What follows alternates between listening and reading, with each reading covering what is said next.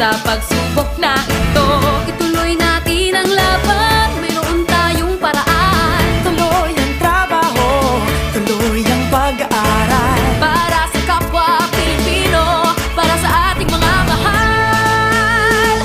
Tara na, mag-res bakuna para bawas pangamba. Dahil sa res bakuna, bawat buhay ay mahalaga. Mag-res bakuna, mas protektadong pamilya. Kasaganang mas hugas iwas, kinabukas ay maganda. Sa res bakuna. Libre lang magpa-res bakuna. Magtanong sa inyong health center o tumawag sa DOH 1555 hotline.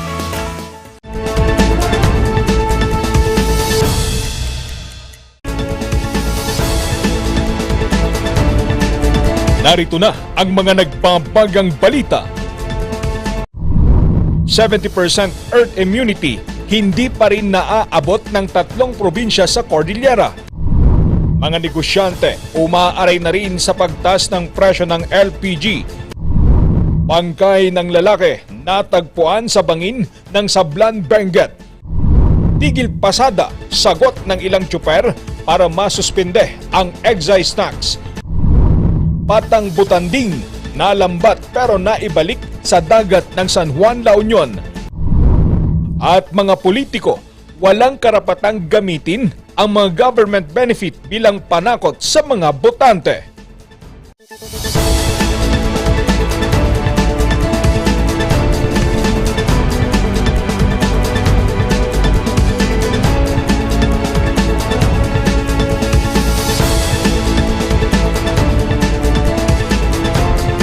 Mula sa Highland TV News Center, Baguio, ito ang Zone Headlines. Laimbag nga malem amyana na Luzon, hatid namin ang mga may init na balita.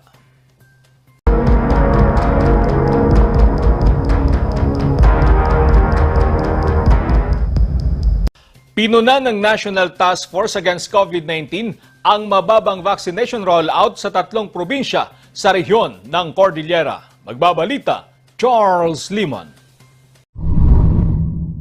Papalo na sa 73.17% ang vaccination rate ng Cordillera.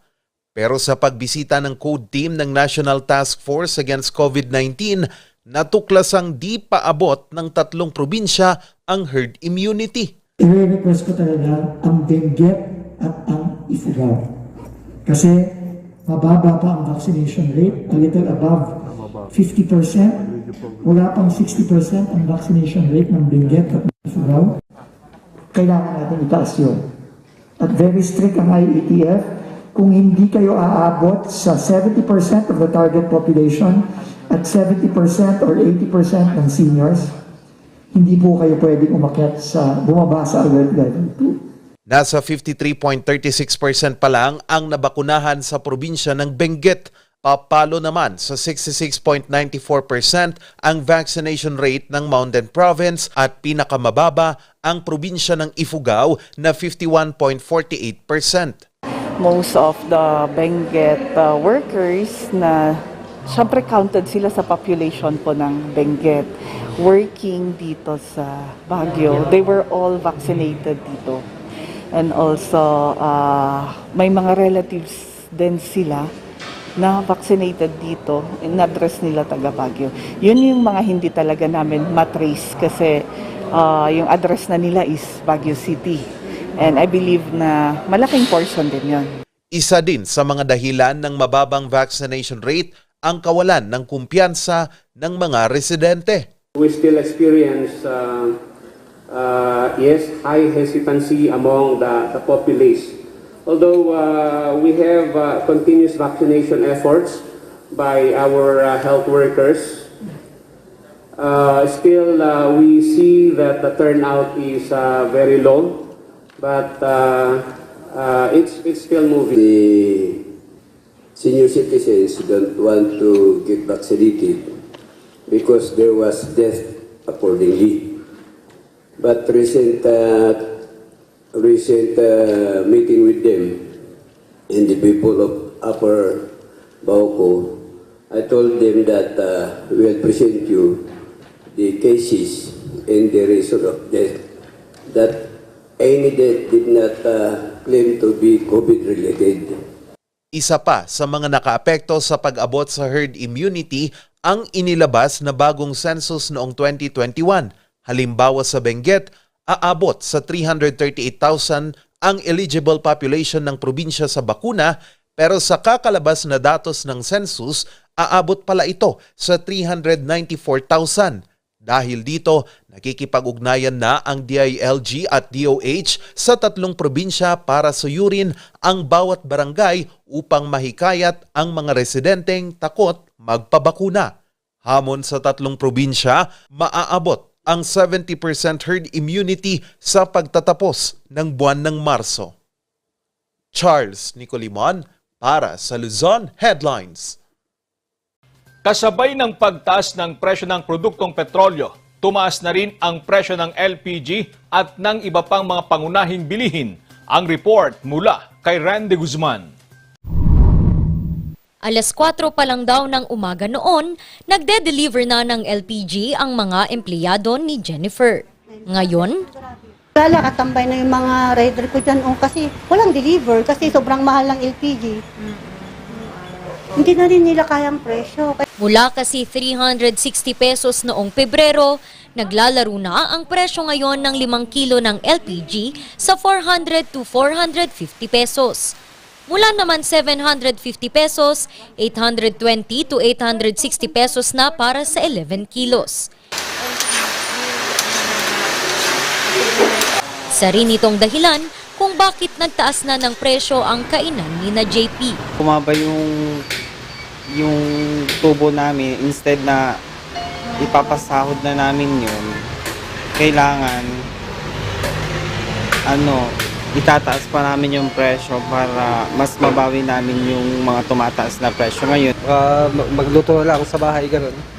Kaya lang, kahit piliing sa bahay na lamang magluto, ramdam pa rin ng ilan ang bigat sa bulsa. Naglalaro na kasi sa 320 hanggang 350 pesos ang 1 kilo ng karne ng baboy. 175 pesos naman hanggang 190 ang bawat kilo ng manok. Pati ang ilang gulay, tumaas na rin. Nako ma'am, parang halos dumoble na yung presyo. Di na kaya. Mahirap na po.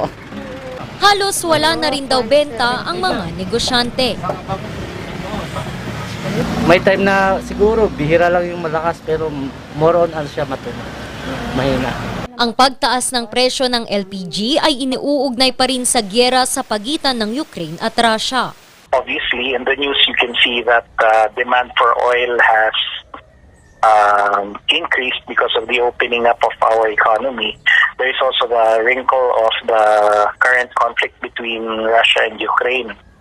And that's causing a lot of concerns or apprehension, so much so na tumataas yung presyo ng ating crude oil. Although I cannot attribute that directly to any increases in LPG, that might be a contributory factor. Tiis-tiis na lang daw muna ang mga negosyante, lalo na't bumabangon pa lamang sila mula sa pandemya. Randy Guzman para sa Luzon Headlines. Nagbabanta naman ng tigil pasada ang ilang grupo ng jeepney drivers dahil sa walang humpay na pagtaas ng presyo ng produktong petrolyo. Magbabalik sa report, Randy Guzman.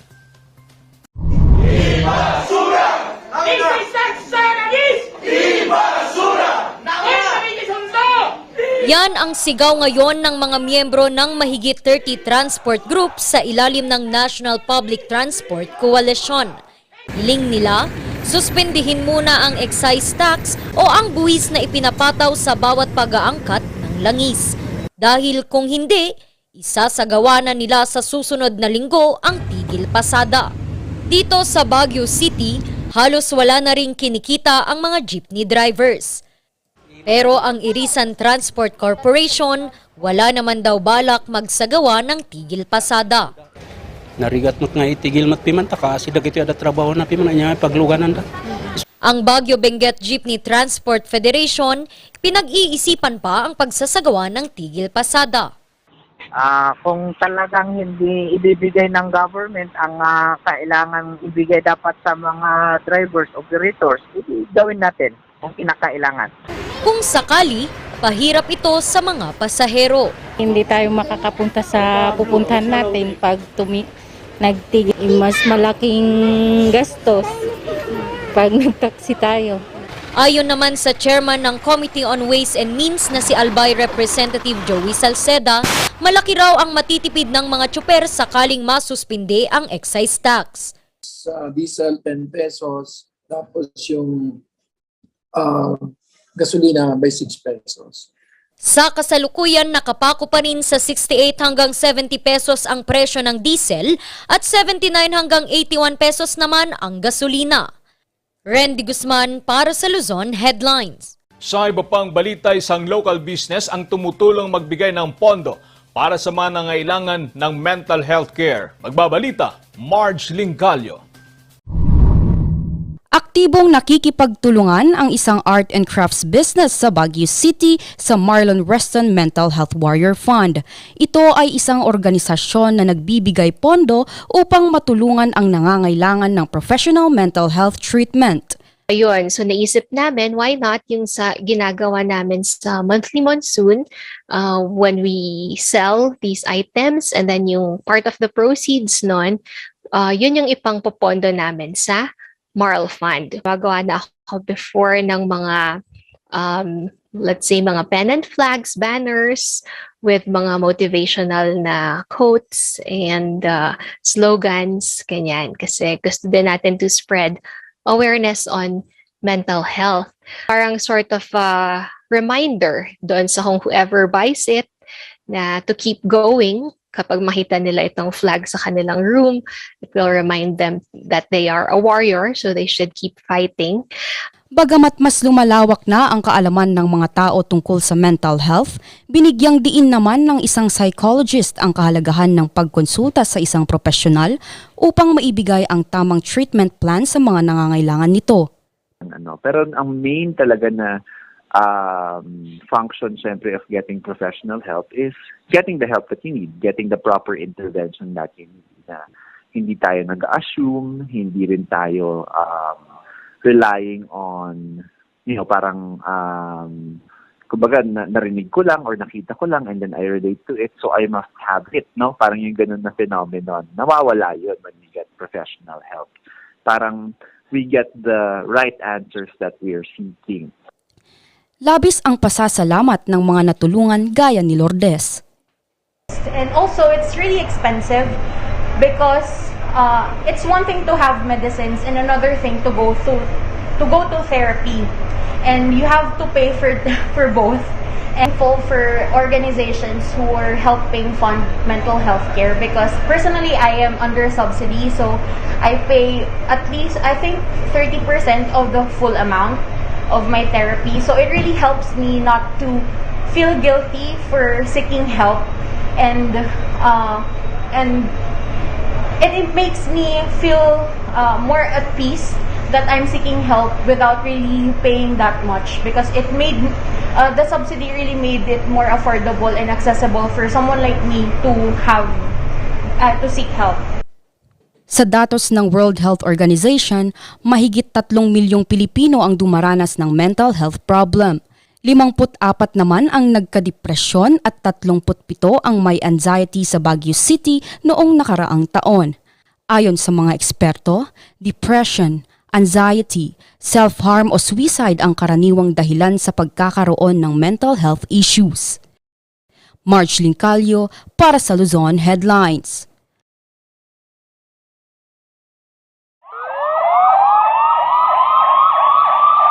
Pasintabi po sa lahat ng mga naghahapunan. Natagpuan sa bangin ng Sablan, Benguet ang naaagnas ng bangkay ng isang lalaki. Magbabalita, Charles Limon. Dapit hapon kahapon, na-recover ang isang bangkay ng lalaki sa bangin na ito sa kahabaan ng Yagyagan, Banangan, Sablan, Benguet. Construction worker na residente ng Banangan, Sablan, may naamoy daw siya na mabahong amoy dito sa may roadside. At nung kanyang alamin kung saan nanggagaling yung amoy na yun, nakita niya yung yung isang garbage bag na medyo nandun sa 15 meters deep na tawag dito, na nabangin. Sa pagsisiyasat ng mga pulis ng Sablan, ang bangkay ay nakasilid sa itim na plastic bag. Nagtulong-tulong ang mga otoridad na iakyat ang bangkay mula sa bangin. Nakasuot ang bangkay ng itim na jogging pants, blue na underwear at walang suot na pang-itaas. Sa autopsy report, nasa 30 hanggang 40 ang edad ng lalaki, 5'5" ang tangkad at may tattoo sa kaliwang kamay. Hinihinalang sinakal o nabigti ang lalaki. Dahil sa panganib na dulot nito sa kalusugan, agad itong inilibing sa public cemetery sa Central Poblacion. Wala pang pamilya o kamag-anak ang kumilala sa bangkay. Maaari namang makipag-ugnayan sa Sablan Municipal Police Station para sa karagdagan pang detalye. Charles Nicolimon para sa Luzon Headlines. Susunod, Batang Butanding, nalambat pero naibalik din sa dagat ng San Juan, La Union. Yan at iba pang balita. Abangan!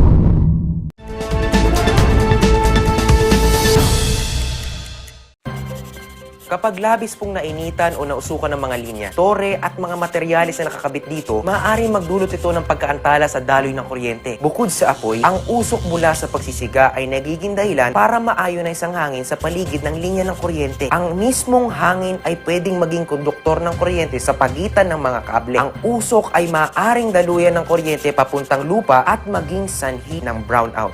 Ang paalalang ito ay mula po sa NGCP. Hello, good morning, TJ Home Builders po. TJ Home Builders po? Yes po, sir. Sir, paano po umorder online ng mga hardware supplies?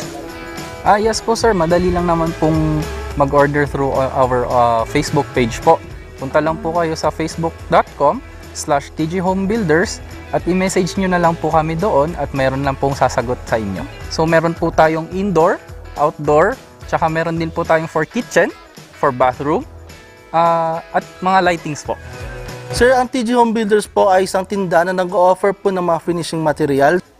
Easy to install at mas makakatipid po sila ng oras at sa pera po nila. Mas concentrated po kami sa mga modern materials. TJ Home Builders! We turn houses into homes! The Baguio Country Club, the first and only 5-star mountain resort in the Philippines, is fully equipped and ready to welcome you back.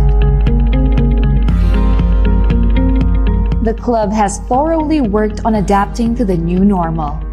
The usage of any of the facilities and amenities of the club is governed with specific rules, regulations, and procedures in accordance to the medical, physical distancing, and disinfecting protocols.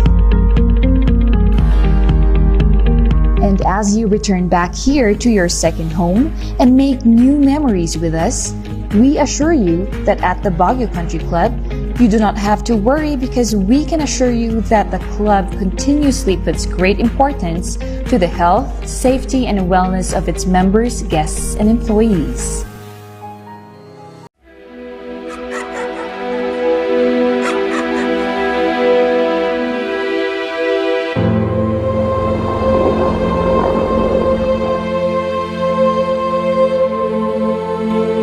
Idol kita, gusto ko maging katulad mo paglaki ko. Ang mga pangarap mo kayang-kaya nating tuparin dahil lahat na ginagawa natin ay para sa mga kabataang katulad mo.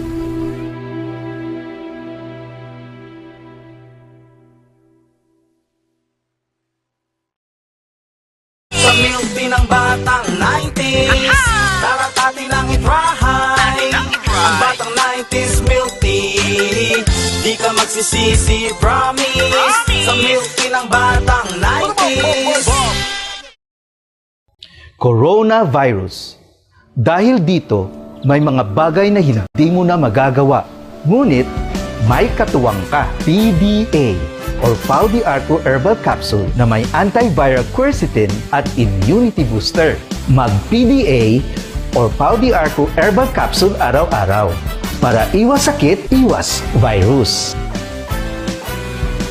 PDA. Proteksyon, depensa, alay sa kalusugan. PDA or Pau de Arco Herbal Capsule is available in all leading drugstores nationwide. Another quality product of Aldrich Corporation.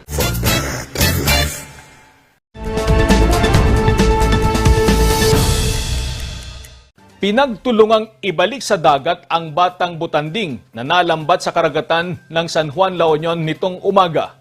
Magbabalita, Charles Limon.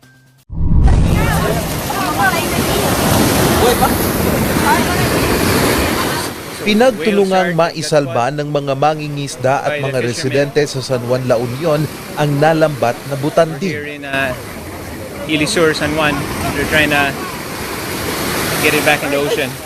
Kami kanina eh. And narinig namin sumisigaw yung mga fisher folk na may malaking pating daw. Ang gamit nila is yung net na malaking net yun eh. Umabot siya mga 150 meters out. Yung hinihila siya galing sa shoreline. Tapos noong una, tinatry nilang i-release siya mula sa net habang nasa tubig. Pero naka-entangle na siya masyado eh. So, hinila na lang siya hanggang sa shoreline. Tapos kinat nila yung net nila para lang ma-entangle siya. Aabot sa 10 talampakan ang haba ng butanding. Umabot sa 10 minuto bago ito naibalik sa dagat. Ayon kay Carlos, bata pa ang nasabing butanding. It's actually still a young one. Here actually rare siya. Since endangered species din sila, rare din ang sighting talaga nila. Sa La Union, from what I know lang, may sighting kami nung, if I'm not mistaken, 2019 sa San Fernando naman. So, bihira lang kami makakita niyan dito. And ito, bata na butanding. So, good sign din talaga siya na meron pang young na butanding. Ito yung ating butanding because ito yung nagsisilbing nagbabalanse. Isa po sa nagbabalanse po ng ating ecosystem dito sa sa ating karagatan. So, in terms po dun sa siguro nakakapunta na ito dahil ang alam lang natin is nakikita natin ito sa Sorsogon lang. Pero syempre, malawak po ang ating karagatan. So, siguro na yung kanilang paglalakbay po napupuntahan na rin po nila itong ating lugar sa La Union. Sa Padon, which yung siyempre is nagahanap din po sila ng pagkain.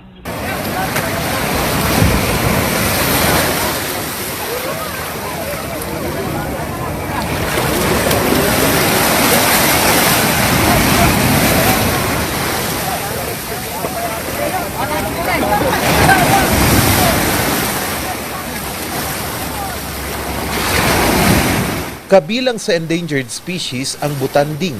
Base sa Republic Act 8550, ipinagbabawal ang paghuli, pagkatay at pagkain ng butanding. Kaukulan niyang penalty po kapag nahuli po yung offender po dito ay amounting of 500,000 to 5 million po.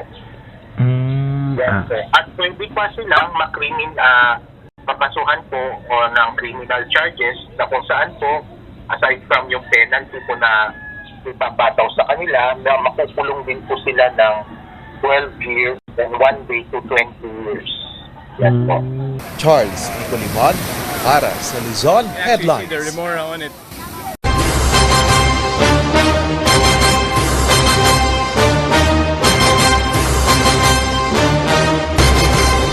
Hindi raw maaring gamitin ng mga tumatakbong politiko ang pagtanggal ng mga benepisyo o serbisyo ng mga ahensya ng gobyerno bilang panakot para sila ay iboto. Kung bakit, alamin sa report ni Randy Guzman. Malaking tulong sa mga Pilipino ang mga benepisyo at proyekto ng SSS gaya na lamang ng sickness, death, maternity, funeral, disability, retirement at unemployment benefit. Dahil dito, ang ilang politiko madaling pagkuha nito ang ibinibigay at ipinapangako sa mga botante. Ang masaklap, nagiging panakot na rin ito. Ang banta, kapag sila'y natalo, mawawala ang mga benepisyong ito. Kaya naman, nagpaalala ang SSS. in all legal aspects pag nanakot ang politician sa kanyang mga constituent na kapag hindi siya iboboto ay may kapalit na pananakot or may kapalit na hindi maganda. Di ba? Hindi naman siya karapat-dapat yun. All the more na para gamitin nila yung mga government services na gawing panakot sa kanilang mga constituent, I think hindi siya legally and morally right. Dagdag pa niya, walang karapatan ang mga ito na diktahan ang mga ahensya. Hindi para sino man, generally speaking, hindi para sino man magsabi na hindi nila matatanggap yung benepisyo ng mga tao. We have the procedures, we have the rules inside SSS which we follow as far as providing benefits to our members are concerned. Maging ang mga scholarship at iba pang programa na pinondohan ng gobyerno ay hindi maaaring sabihing mawawala kapag natalo ang isang politiko. Paliwanag pa ng COMELEC, maupo man o hindi ang politiko, hindi pa rin matitigil ang serbisyo at benepisyong nakukuha ng mga botante mula sa mga ahensya. Dapat yan allowed. Kailangan kung talagang required na these benefits should be given, and naging supplement na siya, and it is in the nature of a supplement, you cannot take that away already because it's already given. For example, makukonsidera rin itong pagbili ng boto. Nasabihin, boto niyo ako kung gusto niyo pang matuloy ito. Hindi naman proper yun. Kasi parang binibili mo na sila na para matuloy yan, kailangan akong iboto mo. Ganon. That is considered that maaari lamang raw nilang itigil ang isang proyekto o ang pagbibigay ng tulong kung sarili nilang pera ang ginamit at ibinigay. Kaya naman, hinihikayat ng COMELEC ang sinumang botanteng makakaranas ng ganitong pananakot na agad na mag-report sa piskalya o sa COMELEC. Na merong vote buying, edi magpo-fall yan sa under Section 68 of the Omnibus Election Code. It is a ground for disqualification na yan. Kung buying of votes yun at mapatunayan man. Randy Guzman para sa Luzon Headlines.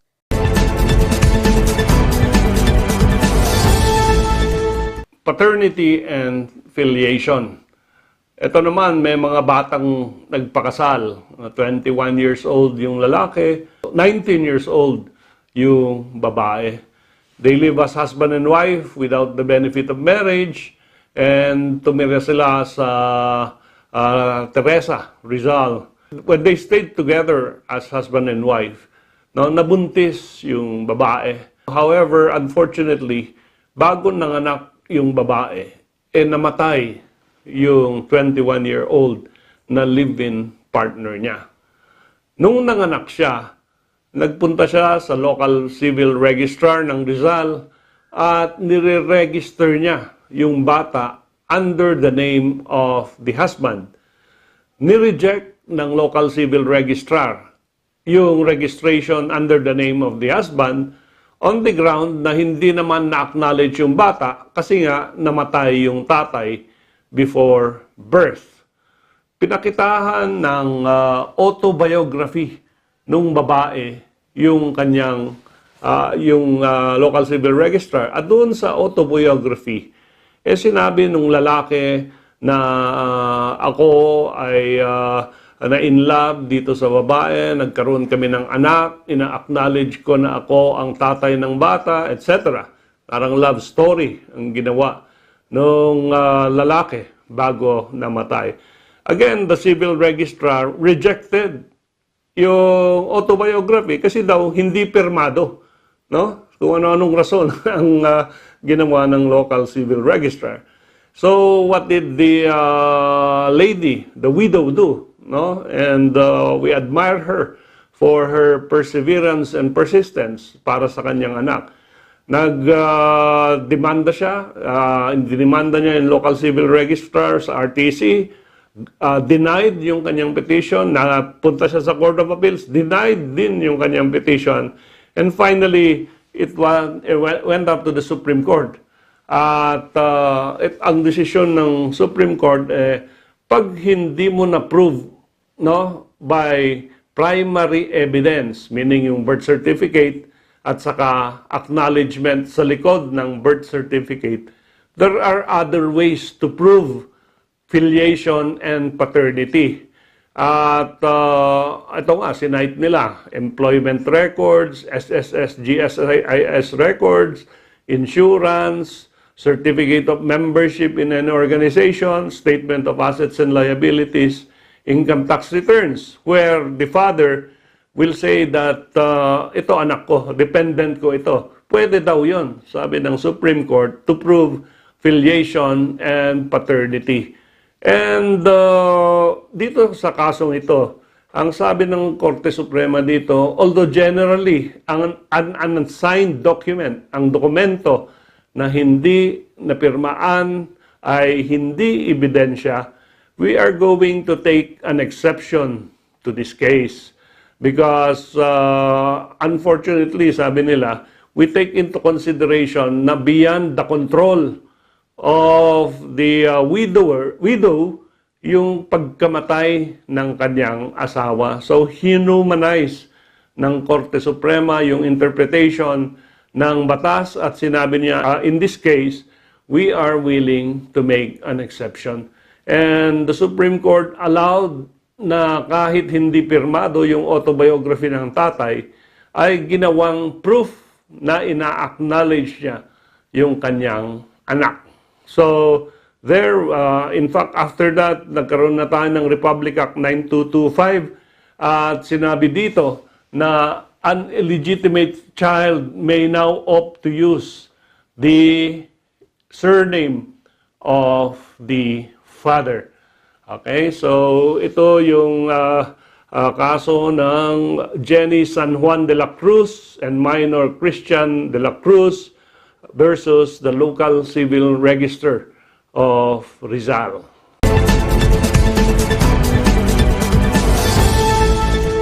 Ang bahaging ito ay hatid sa inyo ng Pines Estate and Gaming Corporation.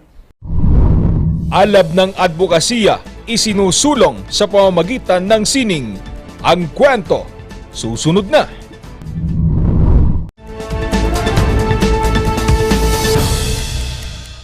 Mazar Music offers a complete line of musical instruments.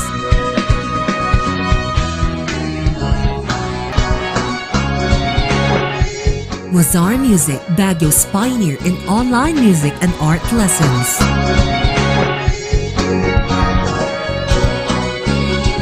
Mazar Music, bringing music closer to your hearts.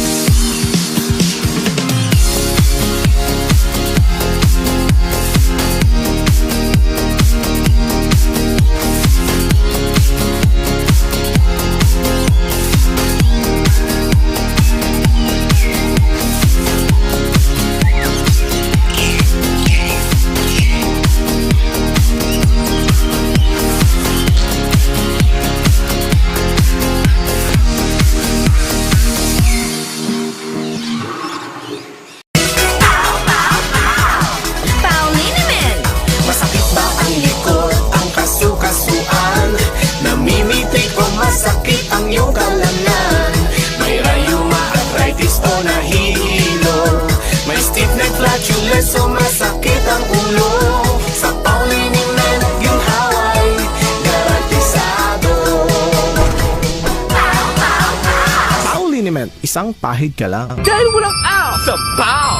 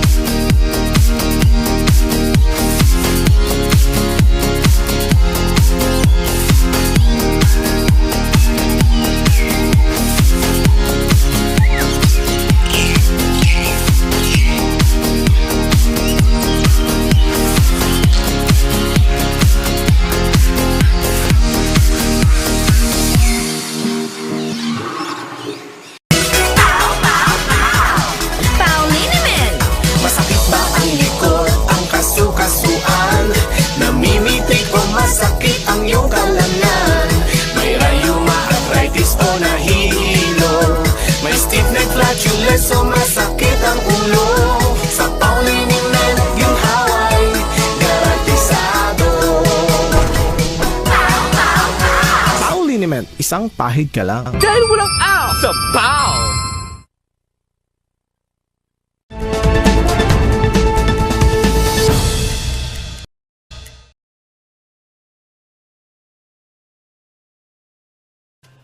Nagmistulang canvas ang isang kalye sa Baguio City. Nakaupansin pa rin ito sa mga lokal at mga turista. Kilalanin ang grupong nasa likod nito sa report ni Stephanie Ogayon. Ito ang Carante Street sa Baguio. Ginawa itong entablado ng sining na ang konteksto ay umiikot sa buhay ng Cordillera. Kabilang sa mga artist na nagpinta dito, si Jerwin. Architecture student, pero pinagpalit ko yan para sa passion ko. Kasi passion is what you do, or ano yun talaga yung gusto mong gawin or yung mahal mo talaga. Ayon naman kay Roland Bayan, isang veteranong pintor, passion din ang nagtulak sa kanya para mahalin ang sining, lalong-lalo na ang pagpipinta. Mula bata pa ako, nagpipinta na ako, nag-art na ako, drawing, mga ganon. Na hindi ko alam na meron palang word na artist. Hindi ko alam na may exhibit pala. Hindi ko alam na may bibili pala. Si Jerwin at Roland ay kapwa kabilang sa Pasakalig Group of Artists. Ito ang grupong nasa likod ng proyekto sa Carante Street. The group is called Pasakalig Group of Artists and it was established technically noong 2016. This is after the program called Sketch Mo Buhay Ko. Gumawa kami ng program na ganyan wherein itong mga artists natin, local artists natin, helped out yung mga advocacy natin ng giving help sa mga dialysis patients. And that's where a lot of artists came here at Bookends, and they donated their talent in making sketches, at yung proceeds nun is napunta sa mga patients. Then from there, itong grupo na to na nabuo that time eventually became the Pasakalig Group of Artists. Dagdag ni Doc Kyogen, kailangang magkaroon ng matibay na dedikasyon upang mapabilang sa Pasakalig Group of Artists. Hindi naman mahirap kasi we were able to establish kung sino talaga ang mga from their heart are really into the advocacy on which is using art as a medium para makatulong sa mga ibang tao. Ang napapaganda natin na pag-iisip, ang pangangatawan at ang emosyon ng karamihan sa pamamagitan ng sining. Stephanie Ogayon para sa Luzon Headlines. At yan ang mga balitang nakalap ngayong araw. Maraming salamat at muli, magandang gabi po sa ating lahat.